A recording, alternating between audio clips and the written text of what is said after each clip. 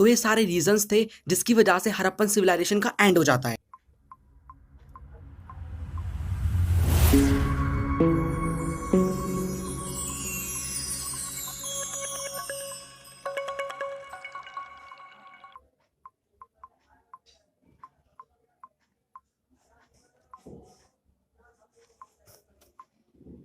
तो आज हम क्या करेंगे, आज हम इस चैप्टर को खत्म करेंगे, इस चैप्टर को। ओके, तो ये लास्ट वीडियो है इस चैप्टर की। इसमें हम बहुत ज़्यादा इंटरेस्टिंग टॉपिक्स को देखेंगे। 3 टॉपिक्स बचे थे जो कि इंपॉर्टेंट बहुत ज़्यादा हैं। ओके, क्वेश्चंस बनने के चांसेस हैं। तो उनमें से जो पहला टॉपिक है, और हाँ, वीडियो स्टार्टिंग होने से पहले मैं बता देता हूँ कि इस वीडियो के आखिरी में जो है 2 MCQ हैं। ओके, तो लेक्चर को अच्छे से सुनना, वही कर पाएगा MCQ जिसने लेक्चर को अच्छे से सुना है। ओके, तो first topic is end of Harappan civilisation. ना देखो होता क्या है कि 1800 आते आते ना जो ये सिविलाइजेशन है वो एंड होनी शुरू हो जाती है। तो उसके पीछे बहुत सारे जो है रीजंस होते हैं। तो ये क्या कैसे पता चला आर्कियोलॉजिस्ट को, हिस्टोरियन को, कि सिविलाइजेशन जो है उसका एंड हो गया है। ओके, तो कुछ एविडेंसेस मिले हैं और वहाँ पर कुछ चेंजेस आने लगे थे। ओके, कुछ ऐसे एविडेंस मिले हैं हिस्टोरियन को जिससे लगता है उनको कि यहाँ पर जो है ये चेंजेस वगैरह आ रहे थे जिसकी वजह से हड़प्पन सिविलाइजेशन का एंड हो गया। उसके बाद हम रीजंस देखेंगे।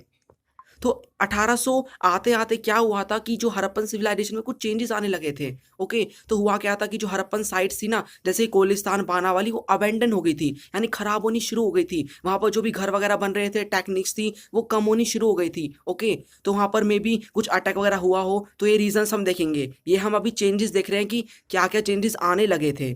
ओके, उसके बाद उनके रीजंस देखेंगे।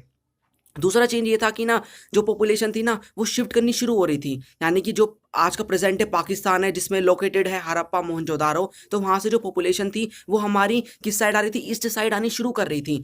For example Gujarat, Haryana, UP, ये जो स्टेट्स हैं यहाँ पर आनी शुरू हो रही थी। ओके, उसके बाद यहाँ पर क्या है कि स्टॉप मेकिंग आर्टिफैक्ट्स, यानी कि जो लोग थे उन्होंने आर्टिफैक्ट्स बनाना जो है बंद कर दिया। ओके, राइटिंग होता था वहाँ पर, मैंने आपको सील के बारे में बताया था, ट्रेड करते थे, वो डिसअपियर हो गया, वो होना स्टॉप हो गया। वहाँ पर अच्छा खासा हाउस कंस्ट्रक्शन टेक्निक्स थी। ओके, और वहाँ पर ड्रेनेज सिस्टम बहुत अच्छा था। वो वहाँ का जो पूरा ड्रेनेज सिस्टम था वो खराब होना शुरू हो गया, कम होना शुरू हो गया। यानी कि अब वहाँ पर जिस टेक्निक से पहले घर बन रहे थे वो वहाँ पर उस टेक्निक, वहाँ पर वो वाली जो टेक्निक थी वो खत्म हो गई, धीरे धीरे कम होनी शुरू हो गई।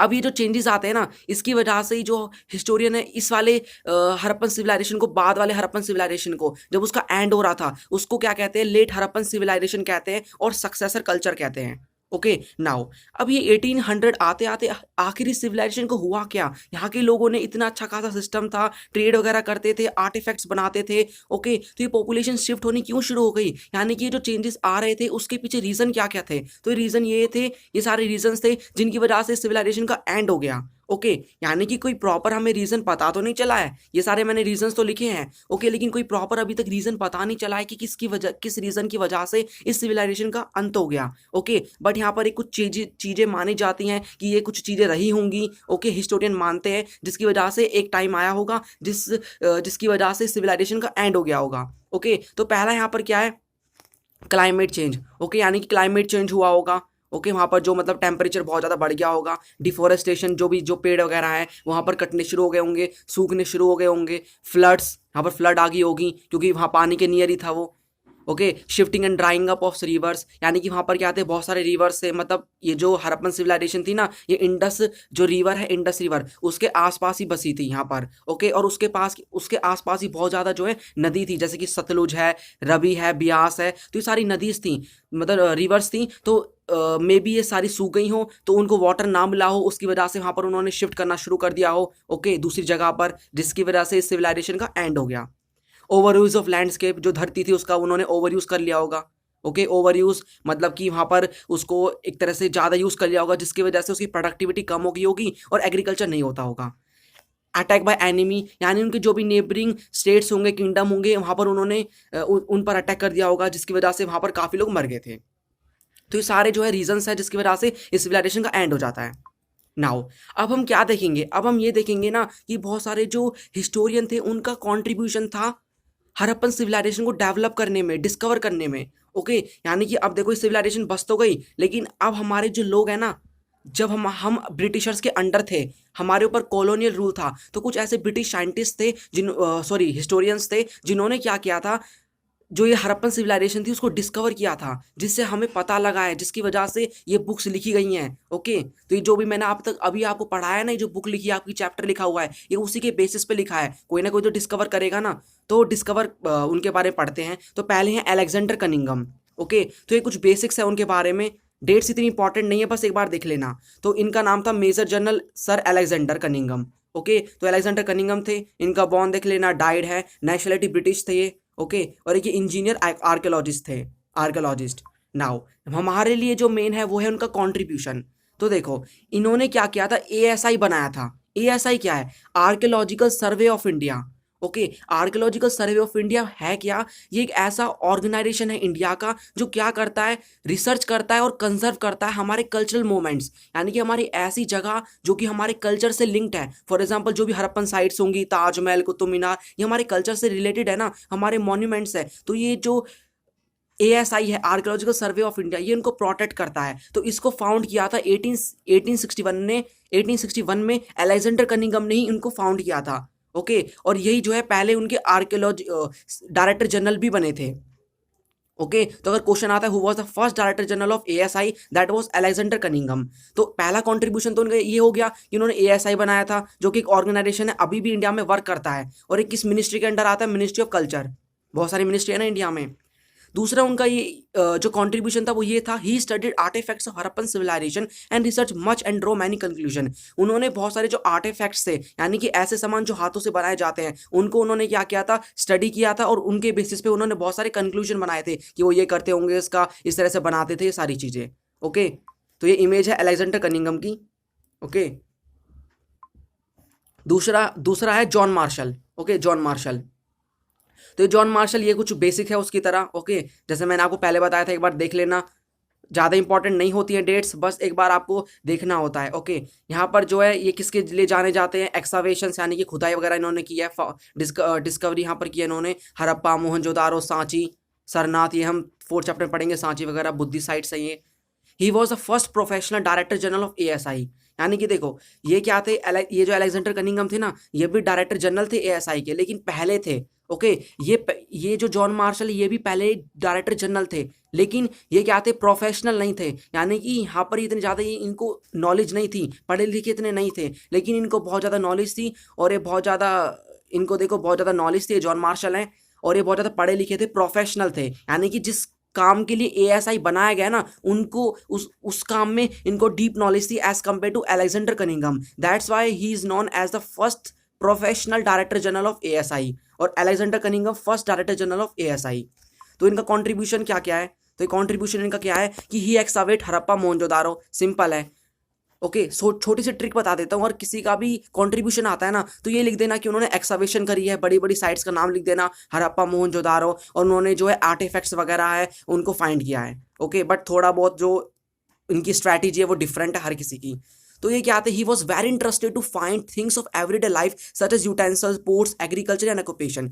यानी कि ये बहुत ज़्यादा इंटरेस्टेड थे उन चीज़ों को डिस्कवर करने में। ओके, जो किससे रिलेटेड है, डेली लाइफ से रिलेटेड है। फॉर एग्जाम्पल उनके बर्तन क्या थे, उनके पोर्ट्स क्या थे, एक्यूपेशन क्या था, एज कम्पेयर टू जैसे कि उनकी टेक्निक क्या है, कंस्ट्रक्शन टेक्निक्स। ओके, तो यहाँ पर जो अदर जो यहाँ पर हिस्टोरियंस हैं, उन्होंने क्या किया था, उन्होंने डेली लाइफ की जो चीज़ें उनको इतना डिस्कवर नहीं दिया, इतना उनको इंपॉर्टेंस नहीं दी, उनको डिस्कवर नहीं किया, लेकिन इन्होंने डिस्कवर किया था बहुत ज़्यादा। ओके, तो इन्होंने उसको ज़्यादा इंपॉर्टेंस दी थी, एवरीडे लाइफ की जो भी चीज़ें थी उनको फाइंड करने में। ये जॉन मार्शल है। ओके, नाउ थर्ड आता है आर.एम. व्हीलर।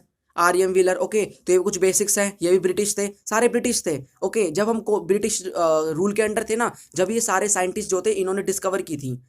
अब पता है इतनी डिस्कवरी क्यों नहीं हो पा रही है? इसलिए नहीं हो पा रही ना, क्योंकि अब जो मेजॉरिटी ऑफ साइट्स है इंपॉर्टेंट, हड़प्पा, मोहनजोदारो, और भी जो इंपॉर्टेंट साइट्स है, बालाकोट, ये सारी साइट्स ना पाकिस्तान में है, तो वो अलाउ नहीं करते हमारे साइंटिस्ट, हमारे हिस्टोरियंस को कि वहाँ पर जाएं और डिस्कवर करें। कंट्रीब्यूशन, अब आर.एम. व्हीलर का कंट्रीब्यूशन क्या है? तो देखो, ये क्या आते, he was a British army officer. तो ये क्या थे, ब्रिटिश आर्मी ऑफिसर से, और इन्होंने क्या किया था, इन्होंने ना अपनी आर्मी जो ऑफिसर से उनको यूज़ किया था एक्सावेशन में।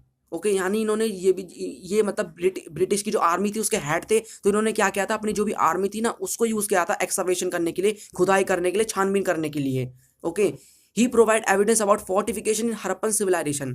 फोर्टिफिकेशन मतलब क्या होता है, यानी कि बाउंड्री बना देना, दीवार बना देना। ओके, वहां पर पता है लोग क्या करते थे, वहां पर ना फोर्टिफाई कर देते। फॉर एग्जाम्पल कुछ जो साइट्स है, जैसे कि इंपॉर्टेंट साइट्स हैं, उनको जैसे फॉर एग्जाम्पल हड़प्पा है, उसको फोर्टिफाई कर देंगे, दीवार लगा देंगे चारों तरफ, ताकि कोई एनिमी वहां पर अटैक ना करे।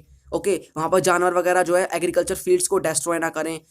और एक और भी चीज़ थी, सीटाडल, मैंने आपको बताया था सीटाडल इस तरह से होता था, सीटाडल लंबा टाइप का। ओके, ये कुछ एक स्ट्रक्चर टाइप का था, ये भी फोर्टिफाइड था। ओके, यहाँ पर माना जाता है, यहाँ पर जो है राजा वगैरह रहते थे या फिर कुछ जो इंपॉर्टेंट लोग थे वो रहते थे यहाँ पर, तो ये भी फोर्टिफाइड था, यानी कि इसमें भी फोर्टिफिकेशन लगी हुई थी, वॉल्स लगी हुई थी। तो इसके एविडेंस किसने दिए, इसके एविडेंस ये बताया आर्यन व्हीलर ने। ओके, तो बहुत इंपॉर्टेंट है फोर्टिफिकेशन।